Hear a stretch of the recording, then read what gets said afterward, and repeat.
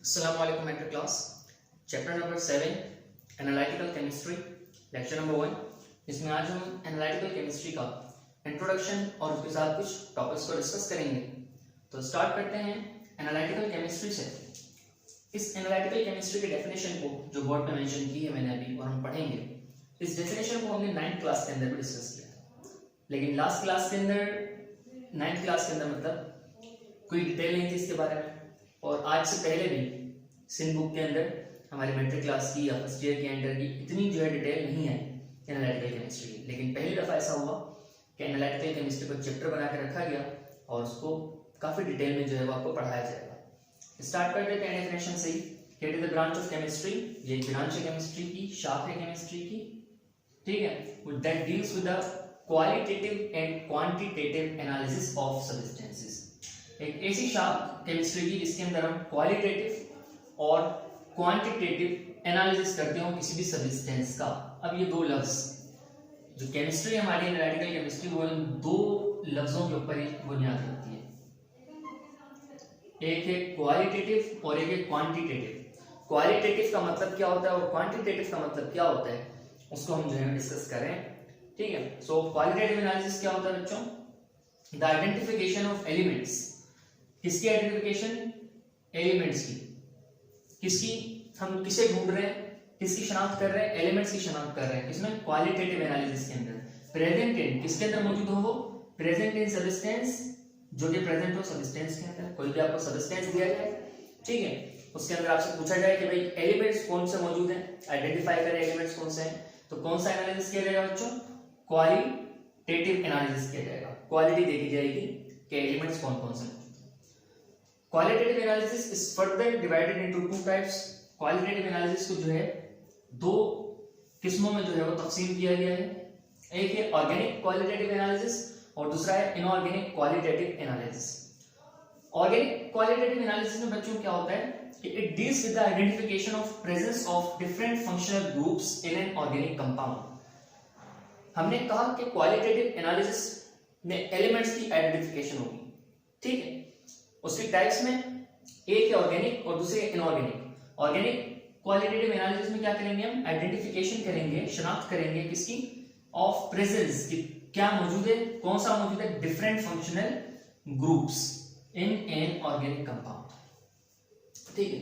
एक आपको organic compound दिया जा रहा है, या दो ऑर्गेनिक कंपाउंड दिए जा रहे हैं, या तीन ऑर्गेनिक कंपाउंड दिए जा रहे हैं, और आपसे कहा यह जा रहा है कि आप बताइए कि इसमें कौन कौन से एलिमेंट्स मौजूद हैं।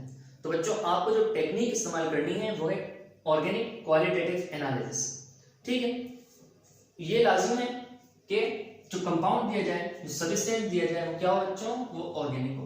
ऑर्गेनिक होना लाजमी है। ऑर्गेनिक नहीं होगा तो उसकी ऑर्गेनिक क्वालिटेटिव एनालिसिस नहीं होगा, ठीक है। अच्छा, ऑर्गेनिक कंपाउंड्स कौन से होते हैं जिनके अंदर क्या होता है बच्चों? हमने पढ़ा था हाइड्रोजन और कार्बन, हाइड्रोकार्बन्स होते हैं, उसके डेरिवेटिव्स होते हैं, ठीक है, ओके। किस तरह से होगी आइडेंटिफिकेशन? By changing colour. क्या करेंगे? अपना कंपाउंड्स क्या कर लेंगे? अपना रंग बदल लेंगे, ठीक है, in chemical reactions. Chemical reactions में अपने रंगों को जो है वो तब्दील करेंगे organic compounds according to their functional groups, उनके फंक्शनल ग्रुप्स के मुताबिक। अब मिसालें हैं हमारे पास। Addition of silver nitrate, Ag is the silver and NO3 is nitrate. तो सिल्वर नाइट्रेट, इसका नाम एक और होता है जो 9th क्लास के बुक में भी लास्ट चैप्टर में डिस्कस करेंगे, लूनार कास्टिक, ठीक है। Can detect halide group. AgNO3 की मदद से हम हैलाइड ग्रुप को जो है वो आइडेंटिफाई कर सकते हैं। अभी AgNO3 क्या करेगा ऐसा कि हम हैलाइड ग्रुप को फाइंड कर लेंगे? देखिए बच्चों होगा क्या, मैं आपको समझाता हूँ इसको। हमें दी जाएगी कोई भी ऑर्गेनिक कंपाउंड दिया गया बीकर, उसके अंदर ट्यूब के अंदर, ठीक है, कोई भी ऑर्गेनिक कंपाउंड है, फोर से अल्कोहल दिया गया, बल्कि अल्कोहल नहीं, सॉरी, हम बात इसकी कर रहे हैं क्लोरीन, ब्रोमीन और आयोडीन वाला फंक्शनल ग्रुप हो। तो हमें मिला है CH3Ca, क्लोरोमीथेन। पढ़ा था ना इसको हमने ऑर्गेनिक कंपाउंड्स के अंदर फंक्शनल ग्रुप्स को पढ़ा, ढेर सारे फंक्शनल ग्रुप पढ़े थे। इसमें से एक हैलाइड ग्रुप भी था, X group, chlorine, bromine, iodine, ये सब उसमें मौजूद होते थे, फ्लोरीन भी। तो हमें क्या दिया गया? मिथाइल क्लोराइड दिया गया है। हमें कहा गया कि भाई मिथाइल क्लोराइड को आपने क्या करना है? CH3Cl को आपने क्या करना है? आइडेंटिफाई करना है कि इसमें कौन सा फंक्शनल ग्रुप मौजूद है, देखिए, ठीक है। तो साइंटिस्ट क्या करेंगे? साइंटिस्ट लाएंगे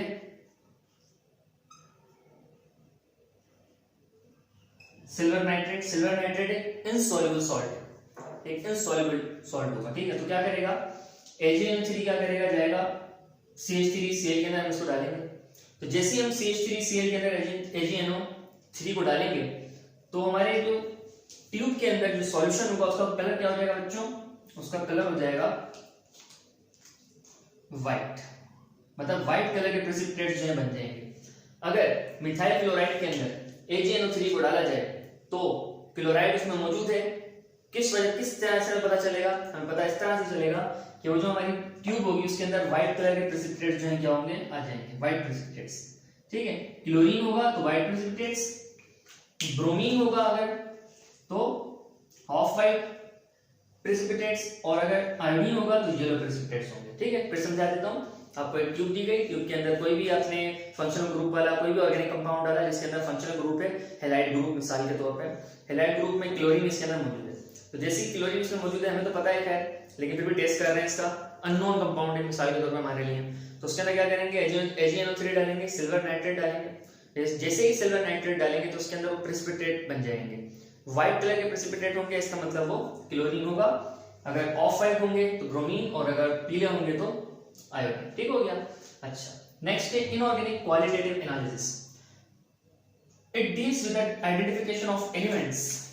ये भी डील करता है किससे, शनाख्त करने के लिए, किसकी, एलिमेंट्स की शनाख्त हो रही है। देखिए क्वालिटेटिव एनालिसिस के अंदर एलिमेंट्स की शनाख्त हो रही है इन ऑर्गेनिक कंपाउंड। अब ऑर्गेनिक कंपाउंड के अंदर वो कंपाउंड जिनके अंदर कार्बन हाइड्रोजन का दूर दूर तक कोई ताल्लुक ना हो, ठीक है, कार्बोनेट्स के अलावा।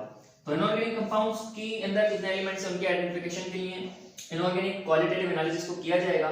फॉर एग्जांपल फ्लेम टेस्ट बहुत किया है हमने, बहुत किया है, बार बार हम उसके अंदर सॉल्ट के अंदर जो है वो अल्कोहल डालते हैं, उस पर आग लगा देते हैं। मैंने बहुत से शॉर्ट्स भी अपलोड किए हैं इसके, मैं लिंक दूंगा फिर भी इसकी, ठीक है। तो आप देख सकते हैं किस तरह से जो है वो different metals different colours show कराते हैं। एक मिसाल है कॉपर की, सबसे खूबसूरत जो है वो फ्लेम होती है कॉपर की। कॉपर के अंदर जब भी हम अल्कोहल डाल के उसको फायर देते हैं तो क्या हो जाता है, कॉपर ग्रीन कलर की फायर उसमें से निकलती है। सोडियम मेटल है, देखें ना, इसकी मिसाल लीजिए ना, इसमें भी एलिमेंट की आइडेंटिफिकेशन होती है। कैसे हो रही है, मिसाल के तौर पे NaCl दिया गया है, सोडियम क्लोराइड दिया गया है। सोडियम क्लोराइड के ऊपर ये तो नहीं लिखा कि नमक के एक दाने के ऊपर ये तो नहीं लिखा होता कि इसके अंदर सोडियम है और क्लोरीन है, तो पता कैसे चलेगा इसके अंदर क्या है, सोडियम है या क्लोरीन है, ठीक है। तो किस तरह से चीनी और नमक में किस तरह फर्क हुआ, खैर उसका चीनी का क्रिस्टल बड़ा होता है, नमक का पतला होता है, लेकिन ये कर लेंगे उसको भी चूरा कर दे, दोनों नमक को भी चूरा कर दिया, चीनी को भी चूरा कर दिया। अब चखे बगैर तो पता चलेगा नहीं, और साइंटिस्ट किसी भी चीज को चख के तो बताते नहीं, ये कोई CID का शो तो है नहीं कि उसके अंदर उसने केमिकल उठाया और वहां से चट लिया, पता चलेगा कौन सा केमिकल है, ठीक है। तो NaCl पता नहीं है, व्हाइट NaCl भी है और वो भी है, चीनी भी है, दोनों व्हाइट है, पता कैसे चलेगा कि नमक क्या है और चीनी क्या है। तो क्या किया जाएगा, नमक को क्या करेंगे, नमक को डाल देंगे हम उसके अंदर और चाइना डिश के अंदर, और ऊपर से अल्कोहल डालेंगे, इथाइल अल्कोहल, और फिर स्प्रिट डाल दें और फिर उसको फ्लेम दे दें। जैसे ही फ्लेम देंगे तो येलो कलर की अगर फ्लेम निकलेगी तो मतलब सोडियम प्रेजेंट है, ठीक है। हमेशा सोडियम के अंदर से येलो कलर की फ्लेम निकलती है। इसी तरह से कॉपर सल्फेट के अंदर भी आप ये कर सकते हैं। कॉपर क्लोराइड में बड़ा खूबसूरत सी आग निकलती है। कॉपर क्लोराइड पे लिखा तो नहीं है, कॉपर क्लोराइड पे रंग खैर होता है चेंज उसका, ठीक है। तो कॉपर क्लोराइड का रंग होता है ग्रीन, जो फ्लेम निकलती है। मैंने कहा कि मैं डालूंगा इसके अंदर एक लिंक, तो आप देखिएगा। तो ये था हमारे पास क्वालिटेटिव एनालिसिस, जिसके अंदर आइडेंटिफिकेशन की गई एलिमेंट्स की, आइडेंटिफिकेशन ऑफ एलिमेंट्स। दो थे, ऑर्गेनिक और इनऑर्गेनिक। एक में ऑर्गेनिक के अंदर ऑर्गेनिक कंपाउंड्स की, इनऑर्गेनिक के अंदर इनऑर्गेनिक कंपाउंड्स की। अब हमारे पास है क्वांटिटेटिव एनालिसिस, क्योंकि हमने दो चीजों की बात करी, एक क्वालिटेटिव और दूसरा क्वांटिटेटिव। अब पढ़ते हैं क्वांटिटेटिव एनालिसिस। ओके, फिर अब क्वांटिटेटिव एनालिसिस को जो है वो हम पढ़ते हैं। So the determination of how much quantity of substance in sample is called quantitative analysis. अब किसकी डिटरमिनेशन की जा रही है? Last time identification of element थी इन अ कंपाउंड, ऑर्गेनिक हो या इनऑर्गेनिक हो, और क्वांटिटेटिव एनालिसिस के अंदर डिटरमिनेशन की जा रही है किसकी? How much quantity of a substance, कि कितनी क्वांटिटी, कितनी मिकदार जो है सब्सटेंस की मौजूद है सैंपल के अंदर, इज कॉल्ड क्वांटिटेटिव एनालिसिस। ठीक है, एक सैंपल दिया जा रहा है आपको, उसके अंदर आपसे पूछा जा रहा है कि इसके अंदर कितनी क्वांटिटी है फलाने एलिमेंट की या किसी एलिमेंट की, ठीक है। तो उसे हम किसमें क्लासिफाई करेंगे? क्वांटिटेटिव एनालिसिस के अंदर। Quantitative analysis further divided into two types, दो टाइप्स है इसकी, जैसे उसकी थी क्वालिटेटिव की। सो एक है फिजिकल मेथड और दूसरा है chemical method. So physical method are used to measure physical properties. Physical method से हम फिजिकल प्रॉपर्टीज को जो है वो मेजर कर सकते हैं किसी भी कंपाउंड की। सच एज डेंसिटी, किसी चीज की डेंसिटी, टेम्परेचर, उसका दर्जे हरारत, एंड द मैग्नेटिक इन्फ्लुएंस, और मैग्नेटिक इन्फ्लुएंस की मैग्नेटिज्म उसके अंदर कितनी है, वो मैग्नेट तो उस पर असरअंदाज हो रही है या नहीं हो रही है, सही है। और लास्ट वन कलर, कि उसका रंग कैसा है। तो फिजिकल मेथड से हम किसी भी कंपाउंड की, किसी भी सब्सटेंस की सैंपल की 4 चीजों को जो है वो जांच सकते हैं, डिटरमाइन कर सकते हैं। एक उसका डेंसिटी, दूसरा उसका टेम्परेचर, तीसरा उसका मैग्नेटिक इन्फ्लुएंस कि मैग्नेट उस पर असरअंदाज होती है या नहीं होती है, और चौथा है हमारा कलर, कि रंग उसका कैसा है। इसके एग्जाम्पल होती है हमारे पास एटॉमिक इमिशन स्पेक्ट्रोस्कोपी, जिसे हम AES कहते हैं। ये एक मशीन होती है जो हमारे बुक में मेंशन है, आप देख सकते हैं उसको बुक के अंदर, ठीक है। ये एक मशीन होती है और इस मशीन के अंदर सैंपल रखा जाता है। वैसे दिखने में तो कुछ भी नहीं है बाहर से ना इस मशीन के ऊपर, ये गूगल से ही तस्वीर ली है बुक ने भी, तो देखने में ऐसा कुछ भी नहीं है। इसके अंदर सारा काम होता है। इसके अंदर होता क्या है, इसके अंदर एक फ्लेम होती है, फ्लेम सोर्स होती है, ठीक है। उस फ्लेम सोर्स के ऊपर हम क्या रखते हैं, अपना सब्सटेंस रखते हैं, और वो फ्लेम सोर्स जो है सब्सटेंस जब उस पर रखा जाता है तो उसको वो हीट करती है, उसको वो क्या करती है, उसको आप कह लेंगे उसके फोटॉन्स को, उसको इलेक्ट्रॉन्स को क्या करती है, वो एनर्जी देती है। और जब उसमें से एनर्जी देती है वो, उसको तो हमने पढ़ा था कि जब हमारे एटम को एनर्जी मिलती है, किसी सब्सटेंस को एनर्जी मिलती है, हीट मिलती है, तो उसके अंदर से कलर निकलते हैं, डिफरेंट कलर्स निकलते हैं, ठीक है। उस कलर को जो है वो फिर गुजारा जाता है प्रिज्म के अंदर से, और फिर प्रिज्म जो है उसमें से डिफरेंट कलर्स निकलते हैं। जिस तरह हमने पढ़ा था 9th क्लास में स्पेक्ट्रम के बारे में, ये बिल्कुल उसी तरह काम हो रहा होता है। स्पेक्ट्रम से जो है वो कलर देखा जा रहा होता है, और फिर स्पेक्ट्रम से जो है मैग्नेटिक इन्फ्लुएंस देखा जा रहा होता है कि स्पेक्ट्रम चेंज हो रहा है नहीं हो रहा है इसमें मैग्नेटिक फील्ड की मौजूदगी में, क्या लाइन है वो मुड़ रही है या नहीं मुड़ रही है, स्ट्रेट आ रही है, ठीक है। उसी तरह उसका टेम्परेचर भी देखा जाता है कि स्लाइड की टेम्परेचर कितनी, हिद्दत कितनी, और डेंसिटी भी चेक करते हैं, ठीक है। ये होता है सब कुछ AES के अंदर। ये AES की मशीनें जो है वो यूनिवर्सिटीज में होती है मौजूद, जहाँ पर स्पेशलाइजेशन करवाई जाती है एनालिटिकल केमिस्ट्री के अंदर। चूंकि मेरी मास्टर्स एनालिटिकल केमिस्ट्री में है, तो हमने ये मशीनें जो है वो अपनी आंखों से देखी थी। हाँ, जनरेट नहीं किया इनको, लेकिन उनको देखा था अपनी आंखों से काम करते हुए। तो ये इसके अंदर एक काम सिंपल काम है, इसमें हमें खुद नहीं करना पड़ता कि बैठे और फिर चाइना डिश के अंदर फ्लेवर डालें, पहले कोई सॉल्ट रखें और उसके ऊपर अल्कोहल लगाएं, फिर आग लगाए खड़े हो जाए, देखें कलर कौन सा आ रहा है। इसमें हमें करने की कोई जरूरत नहीं होती, इसे मशीन जो है खुद परफॉर्म करती है, और मशीन जो है उसका सारा चीज हमें बता देती है कि सब्सटेंस के अंदर क्या क्या मौजूद है, उसकी क्या क्या प्रॉपर्टीज है। ये है फिजिकल मेथड। दूसरा है केमिकल मेथड, जो कि हमें खुद करना पड़ेगा। ये पुरानी टेक्निक है।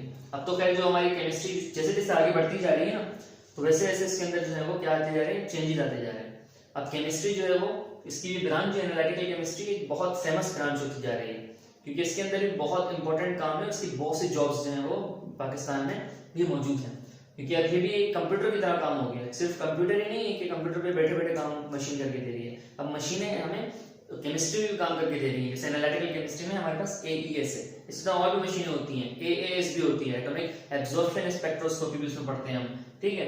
इस तरह से AES की मशीन आपको दिखाई गई है बुक के अंदर। अच्छा, केमिकल मेथड में क्या हो रहा है, ये पुराना मेथड है, मैंने आपसे कहा कि chemical method is used to determine, ये भी इस्तेमाल होता है डिटरमाइन करने के लिए, यूज किसको, तो quantity of substance, quantity of substance, ऊपर भी क्वांटिटी ऑफ सब्सटेंस है और नीचे, सॉरी ऊपर है फिजिकल प्रॉपर्टीज और नीचे है क्वांटिटी ऑफ सब्सटेंस, कितनी क्वांटिटी जो है वो सब्सटेंस की मौजूद है सैंपल के अंदर by doing chemical reaction. Chemical reaction करने के बाद हमें ये मालूम हो जाता है कि किसी भी एक सैंपल के अंदर कितना जो है वो क्वांटिटी मौजूद है। इसकी एग्जांपल है वॉल्यूमेट्रिक एनालिसिस। वॉल्यूमेट्रिक एनालिसिस को हम टाइट्रेशन भी कहते हैं, जिससे हमने एक्सपेरिमेंट किया था टाइट्रेशन का, कि अननोन आपके पास सॉल्यूशन होगा और एक आपके पास नॉन सॉल्यूशन होगा, उससे आप जो है कंसंट्रेशन को फाइंड करेंगे। इसका काफी लंबा प्रोसेस, इसकी डेफिनेशन वगैरह भी आगे आएगी, हम उसको और डिस्कस करेंगे। खैर इससे एक्सपेरिमेंट होते हैं ये वॉल्यूमेट्रिक एनालिसिस के, ठीक है, मोलैरिटी फाइंड की जाती है नॉन सॉल्यूशन की, सही है। अच्छा, इसके अलावा ग्राविमेट्रिक एनालिसिस। ग्राविमेट्रिक एनालिसिस में बच्चों वेट डिटरमिनेशन की जाती है, मास को जो है वो डिटरमाइन किया जाता है किसी भी सैंपल के अंदर सब्सटेंस का, ठीक है। ये किस तरह से होता है कि प्रेसिपिटेशन जैसा अमल होता है, इसके अंदर भी जो है वो प्रेसिपिटेट्स बनते हैं, एक सॉल्यूशन के अंदर दूसरी चीज को ऐड किया जाता है और चीज जो है वो क्या हो जाती है, प्रेसिपिटेट बन जाती है, और वो जो प्रेसिपिटेट होता है उसका वजन कर लेते हैं। इस अमल को ग्रेविमेट्रिक एनालिसिस कहा जाता है, और ये भी काफी वाइड रेंज है केमिस्ट्री की, काफी वाइड है, ठीक है। ये प्रैक्टिकल वर्क्स हैं। इसके बाद है कंबस्शन एनालिसिस। कंबस्शन एनालिसिस में क्या होता है, ऑर्गेनिक कंपाउंड्स का होता है कंबस्शन एनालिसिस। कंबस्शन एनालिसिस का मतलब क्या है कि हम किसी भी सैंपल को रखते हैं और उसको जलाते हैं। ऑर्गेनिक सैंपल को, किसी भी ऑर्गेनिक कंपाउंड के सैंपल को रखा जाता है, साइंटिस्ट जब भी किसी ऑर्गेनिक कंपाउंड को जो है वो डिस्कवर करते हैं तो वो क्या करते हैं, उसको जलाते हैं। उसको जलाने के बाद क्या पता चलता है, उसे जलाते हैं तो दो चीजें निकलती हैं। जब भी ऑर्गेनिक कंपाउंड जलेगा तो दो चीजें बनती हैं बच्चों, एक होता है वाटर और दूसरी होती है कार्बन डाइऑक्साइड। तो कार्बन डाइऑक्साइड के भाई एक वो होता है कंडेंसर होता है इनके पास, या फिर आपके लिए एक एब्जॉर्बर होता है और एक वाटर का एब्जॉर्बर होता है। ठीक है, एक सैंपल है, तस्वीर बनी है बुक के अंदर। ठीक है, एक जगह पर रखा है सैंपल है, सैंपल को जो है वो आग दी जा रही है, जल रहा है सैंपल। ठीक है, फिर आगे जो है यू टाइप के दो उल्टे यू टाइप के सीरीड यू टाइप की जो है वो दो आपको जो है ट्यूब्स दे रखी हैं, एक के अंदर वाटर कलेक्टर, दूसरा कार्बन डाइऑक्साइड कलेक्टर। ठीक है, उसमें जो है मिसाल के तौर पर चीनी रखी गई, चीनी को जलाया। अब चीनी जब भी जलेगी तो दो चीजें बनेगी, कार्बन डाइऑक्साइड और वाटर। ठीक है, क्योंकि ऑर्गेनिक कंपाउंड है, ऑर्गेनिक कंपाउंड जब भी जलते हैं तो उनका कंबशन एनालिसिस करते हैं तो वाटर और कार्बन डाइऑक्साइड की जो है वो परसेंटेज मिलती है, और इस परसेंटेज की बुनियाद से, इस परसेंटेज के ऊपर ही जो है वो साइंटिस्ट क्या करते हैं, कंपाउंड की मॉलिक्यूलर फार्मूला, एम्पेरिकल फार्मूला जो है वो देते हैं। ये आपको फर्स्ट ईयर में बताया जाएगा किस तरह जो है वो किसी भी कंपाउंड का एम्पेरिकल फार्मूला और मॉलिक्यूलर फार्मूला निकाला जाए, बस by just showing the reaction of organic compound with oxygen. ठीक है, तो ये था हमारा केमिकल मेथड और ये था आज का लेक्चर, जिसमें हमने एनालिटिकल केमिस्ट्री को थोड़ा सा इंट्रोड्यूस किया और थोड़ा सा उसकी बेसिक को पढ़ा। इसमें हमने क्वांटिटेटिव एनालिसिस को पढ़ा और क्वालिटेटिव एनालिसिस को पढ़ा। क्वांटिटेटिव एनालिसिस के अंदर हमने क्या पढ़ा बच्चों, हमने पढ़ा क्वांटिटी ऑफ सब्सटेंस मालूम कर की जाती है। इसके अंदर दो टाइप्स थी, फिजिकल और केमिकल मेथड। फिजिकल मेथड में मेजर करते हैं फिजिकल प्रॉपर्टीज और केमिकल मेथड में मेजर करते हैं, डिटरमाइन करते हैं क्वांटिटी ऑफ सब्सटेंस। ठीक है, इस हिसाब से दूसरे हमारे हमने पहले पढ़ा था क्वालिटेटिव एनालिसिस। बच्चों क्वालिटेटिव एनालिसिस में क्या था, हम क्वालिटी देखते थे, किसी भी एलिमेंट को आइडेंटिफाई करते थे। आइडेंटिफिकेशन ऑफ एलिमेंट्स होती थी एक कंपाउंड के अंदर, एक होता था ऑर्गेनिक कंपाउंड्स के लिए, इनऑर्गेनिक कंपाउंड्स के लिए। ठीक है, तो ये था आज का लेक्चर हमारा। होपफुली आपको सारी बातें समझ आई होंगी। इंशाल्लाह नेक्स्ट लेक्चर के अंदर आपसे मुलाकात होगी। जब तक के लिए ख्याल रखिएगा। अल्लाह हाफिज़।